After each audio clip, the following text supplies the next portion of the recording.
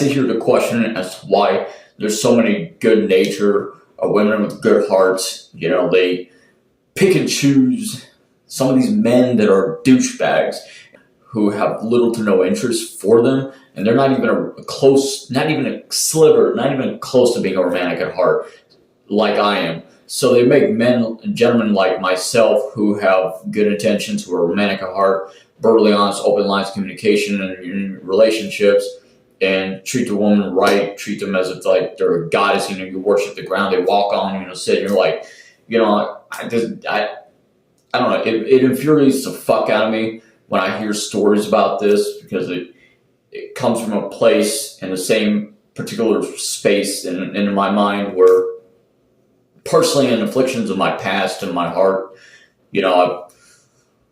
I had to deal with so many. There's nobody more that knows about heartbreaks in regards to it than myself.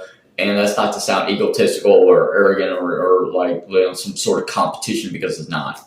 Because there's no one who has undergone more tragedies and heartbreaks and disappointments as I have personally. Because like I said, I do right by other people in my life and open lines of communication. And despite my struggles, my depression, my overthinking, and like everything in my conscience and my brain, and my mind, but my soul and my heart is always aligning it, attuning itself, and constantly having to trying to make a desperate attempt to like push against the negatives. But over time, I've come to find like dusk gray is my favorite color. So gray being my favorite color because it embodies a gray, equilibrium of balance, as should all things come into a perspective of duality. You concentrate upon how to bring forth that manifestation to the surface of human existence and mortality, to measuring out the square of the compass of reality, of human correspondence, human existence and mortality. And it's crucial, it's just vital of how to learn how to envision a place of a sacred space for within yourself, and how to balance everything, how to find your grounding, But like I said, it infuriates the fuck out of me because, like, all these toxic men are making people like myself look terrible and fucked up. And what I had to, for the past 2 years of my life, I met so many women, quite a few women, and it's not even funny. A lot of them just toxic as shit, douchebag women, toxic women that were only manipulating me mentally, physically, thus sexually, or spiritually, emotionally, every way possible that you could think of. How I've been personally like afflicted in a negative perspective and manipulated, and my heart broken and fucked over. But then again, like, there was a time when lately I thought to myself, God damn, I was always a misanthropic enough before. Like I've always had a hatred and distrust for human beings, and that just amplified it even worse. So I was in a dark headspace and trapped in my emotions for several days, before. And all I could think about was like, man, I don't trust women, man. I don't fuck with nobody no more. I don't fucking, I fuck everything. I fuck everyone kind of shit, I mean, I went off on rants on here, but I delete that shit. And, my anger is like, my rage is like the fucking worst. My depression just, my depression subsides and taps out, and my anger comes out. And I was like, man, I don't trust women no more. I'm not gonna fucking do nothing. I'm not gonna try to get to know nobody no more. And man, I don't trust nobody. I fucking hate everybody. Shit, kind of fucking fuck everybody type shit. You know what I mean? So that was me in my dark mental space.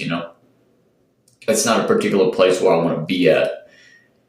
or live my life by, because it's a whole different side to me that I'm not comfortable with. I later regret after a while, I get swallowed up in like all my regrets and all the things that I do, all the things that I say, I take it back and like I just live in emptiness and regret after a while. So with this video being that I want to remind you, if you're a man, if you're a woman, whatever, etc., to try not to keep yourself submerged in a toxic state of mind, in a place of darkness in your mind. It's not only venomous towards others, but it's poisonous towards yourself. It's a self-affliction. It's self-inflicting a deeper, darker depression. It travels down a rabbit hole of something darker, deeper, that sometimes there's no escape from, because trust me, because me having like crippling depression to the point where depression, like I said before, it's painful to breathe the air, and just know and understand that there are good, solid, concrete men out there who are romantic at heart, a lot like myself, who are wanting to get to know somebody legitimately, authentically, and have a long-term, solid, concrete foundation for a relationship, something long-term investment, no games, no bullshit, just being a romantic at heart, put your heart on your sleeve and just, treat you right, just lavish you with gifts, date nights, surprises, and, just the whole,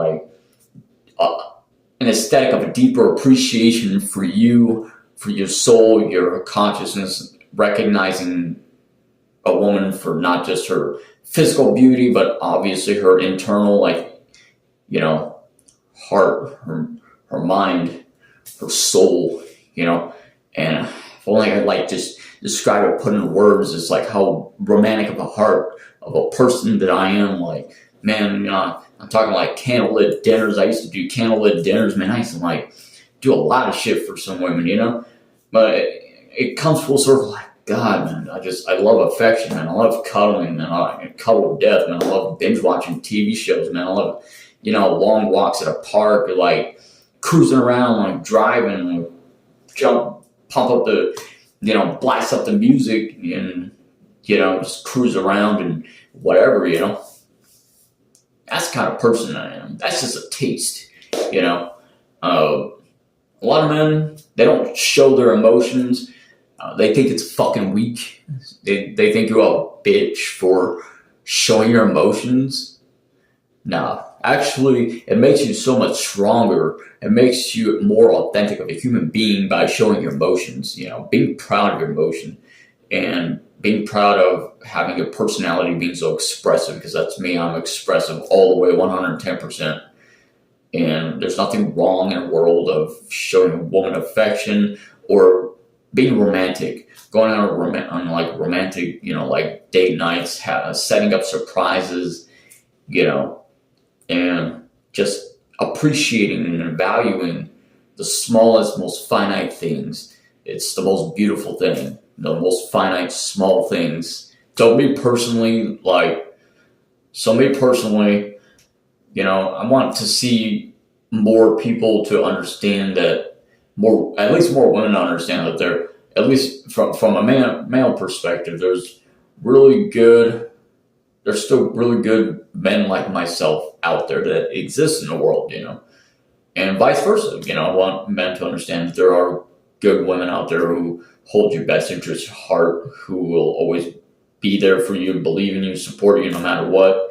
And a relationship is not one-dimensional. It's not biased. It's actually like two people come together. It's like 110% on both sides, And I want to see more men, women appreciate each other, and it's not a competition. So I want to see more people to embrace each other's differences and ideals and find ways of compromise. If you have problems with each other, or if you if you have to understand that there are good people out there who always do right by you. You have to do right by each other no matter what. So a relationship is not hard. It's not difficult. It's just like what I always said about life. Life is not difficult. It's people that make it difficult. So there you go. My name is Cody Gremlin. Thank you so much for watching. Please subscribe, like, share, comment, all that good shit. Bye.